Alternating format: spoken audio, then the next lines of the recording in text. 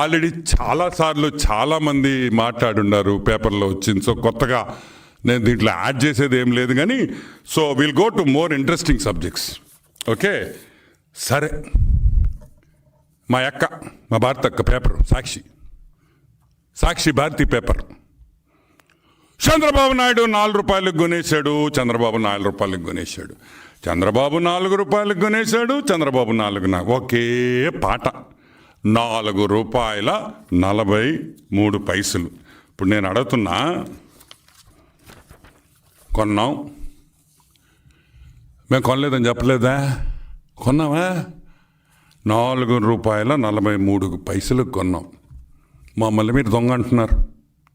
సరే, ఆ సంవత్సరంలో ఎన్టీపీసీ తెలంగాణ 4 రూపాయల 66 పైసలకు కొనింది. అంటే కేసీఆర్ దొంగ అంతే కదా? చంద్రబాబు నాయుడు 4 రూపాయల 43 పైసలకు కొని, అదే ఎన్టీపీసీ సోలార్ పార్క్ ఇదో ఎన్టీపీసీ తెలంగాణలో అగ్రిమెంట్ అయితే అప్పటికి వాళ్ళు కూడా దొంగలే కదా. సరే, అది పక్కన పెడతాం. రాజస్థాన్ 4 రూపాయల 34 పైసలు. అంటే ఏంది? దీని అర్థం ఏంది?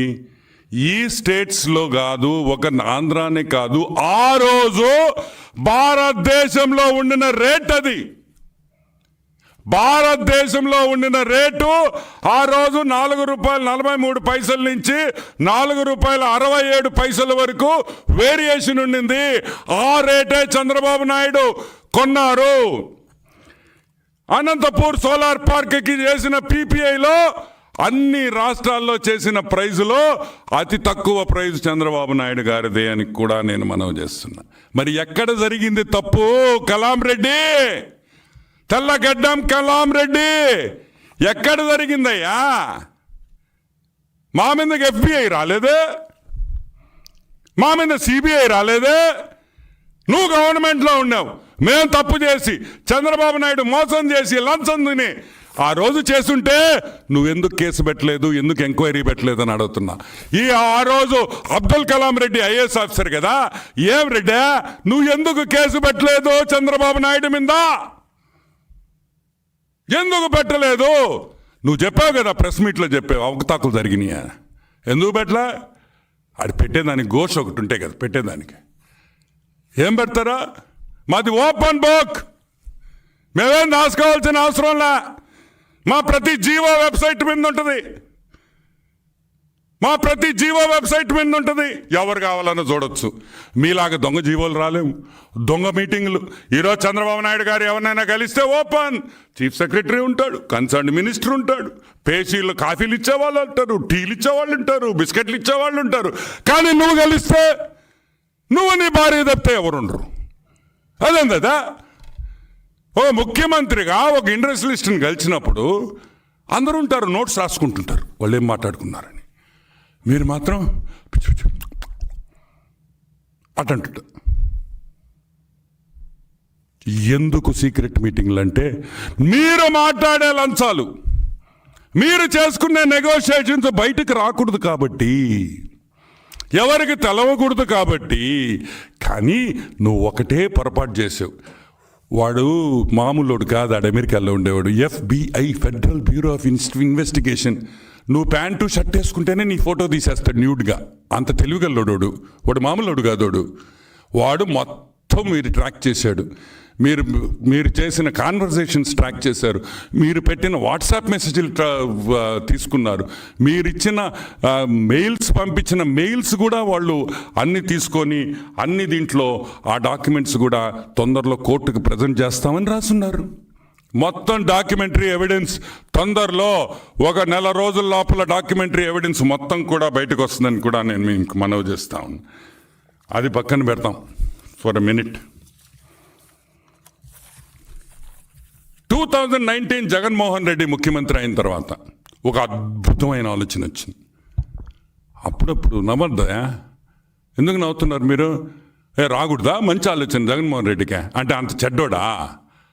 రాకూడదా జగన్మోహన్ రెడ్డికి మంచి ఆలోచన? మనిషి ఒక కోణంలో ఎక్కడో ఒక దగ్గర కొంచెం మంచితనం ఉంటుంది. ఏపీ గ్రీన్ ఎనర్జీ కార్పొరేషన్ అని ఉంది. 6,400 మెగావాట్స్ అంటే 6.4 గిగావాట్స్ టెండర్ పిలిచాడు. దేనికి పిలిచాడు టెండరు? సోలార్ పవర్కి టెండర్ పిలిచాడు. ఎప్పుడు పిలిచాడు? 2021లో. దాంట్లో అదాని, సిద్ధి సాయి, టారెంట్ అనే 4 కంపెనీలు వచ్చినాయి. అంతా బాగుండింది, బాగా జరుగుతుండింది, టెండర్ కూడా అయిపోయేది, జగన్మోహన్ రెడ్డికి డబ్బులు వచ్చేసి ఉండేవి. కానీ పొరపాటున ఏమైందంటే ఆ టాటా కంపెనీ వాళ్ళు వచ్చి మేము కూడా టెండర్లో ఉంటాము అన్నారు. ఎవరు? టాటా కంపెనీ. టాటా కంపెనీ వస్తే డబ్బులు రావుగా. టాటా కంపెనీ వస్తే వాళ్ళు ఎవరికి డబ్బులు ఇరు, వాళ్ళ పాలసీ అది. ప్రపంచంలో ఎక్కడైనా టాటా వాళ్ళు తప్పు చేశారంటే ఎవరు ఒప్పుకోరు. ఆ టాటా కంపెనీ వాళ్ళు వచ్చి మేము వచ్చి ఈ టెండర్లో మేము వస్తాము అంటే ససేమిరా వాళ్ళని పక్కన పెట్టి వాళ్ళు 2-3 అబ్జెక్షన్స్ చెప్పారు. ఆ అబ్జెక్షన్స్ ఏందో దాన్ని క్లారిఫై చేసి ఇచ్చేసి ఉంటే ఈరోజు టాటా కంపెనీ వాళ్ళు పవర్ ప్లాంట్లు, సోలార్ పవర్ ప్లాంట్లు ఆంధ్రాలో పెట్టేవాళ్ళు.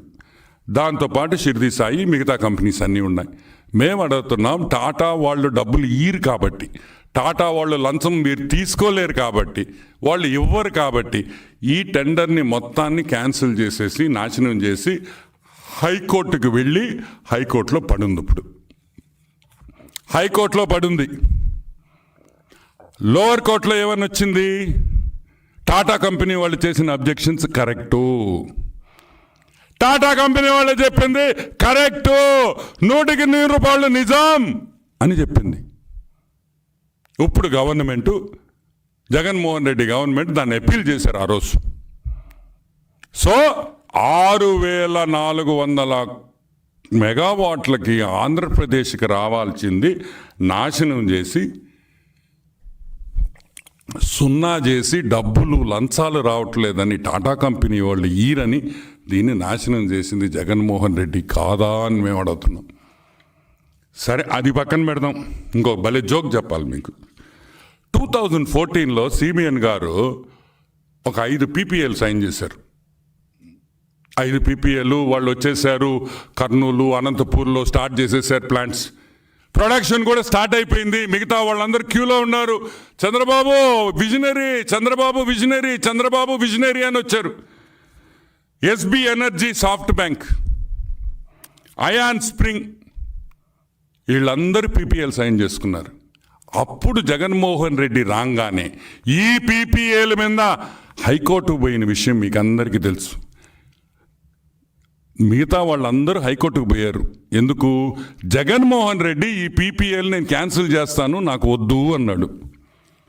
సరే, చాలా బాగుంది, PPAలు క్యాన్సిల్ చేసేస్తా అన్నాడు. అందరు భయపడిపోయారు. వచ్చే వాళ్ళంతా జంప్ జిలానీ అన్నారు. జంప్ జిలానీ ఈ స్టేట్ వదిలేరు, వేరే స్టేట్లో పోయి పెట్టుకున్నారు. సరే, అది అయిపోయింది కదా.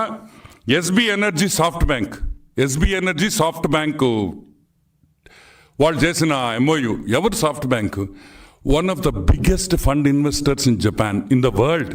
సాఫ్ట్ బ్యాంక్ అనేది ఇట్స్ $1 బిలియన్ ఇన్వెస్ట్మెంట్ ఫర్మ్.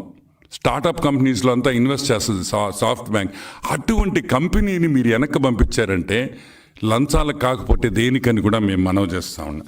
సరే, అది పక్కన పెడదాం. మళ్ళీ ఏం చేశాడు? 3/11/2023లో వీళ్ళకి అందరికీ లెటర్లు రాశాడు మళ్ళీ జగన్మోహన్ రెడ్డి. ఏమని? అయ్యా మీరు వచ్చేయండి వెనక్కి, అయ్యా మీరు వచ్చేయండి వెనక్కి, మీరు పెట్టండి అని. సిగ్గులేదు రే, పొమ్మంటావు, రమ్మంటావు. ఇదేమన్నా ఏం పంచాయతీ ఇదే? ఎవరు? ఇంటర్నేషనల్ కంపెనీస్ రే అయ్యా. నువ్వు రమ్మంటే వచ్చేదానికి, పొమ్మంటే పోయేదానికి, కూర్చోమంటే కూర్చునేదానికి వాళ్ళు ఏమన్నా నీ కార్యకర్తలు అనుకున్నావా, నీ నాయకులు అనుకున్నావా? ఏ సజ్జల రామకృష్ణారెడ్డా రే కూర్చోరే అనగానే పుట్టుకని కూర్చోరే, లేరా అనగా లటకని లేసేదానికే. ఈ ఇంటర్నేషనల్ పీపుల్ వీళ్ళు సాఫ్ట్ బ్యాంకు. నువ్వు ప్రాయంగానే వాళ్ళు ఎగేసుకొని గోచి కట్టుకొని వస్తాడు. అన్న పిలిచాడు మళ్ళీ మనం పెడతాం ఆంధ్రాలో అని. నిజంగా నేను ఆ రోజు నువ్వు ఆపకపోయి ఉంటే ఈరోజు ఇంకొక 6,000 మెగావాట్లు మన రాష్ట్రంలో ఉండేది. 6,000 మెగావాట్ల నుంచి 10,000 మెగావాట్లు ఈరోజు మన రాష్ట్రంలో ఉండేది. ఇంకో రాష్ట్రానికి పోయి తీసుకురావాల్సిన అవసరం ఉండేది కాదని కూడా నేను మనవి చేస్తున్నాను.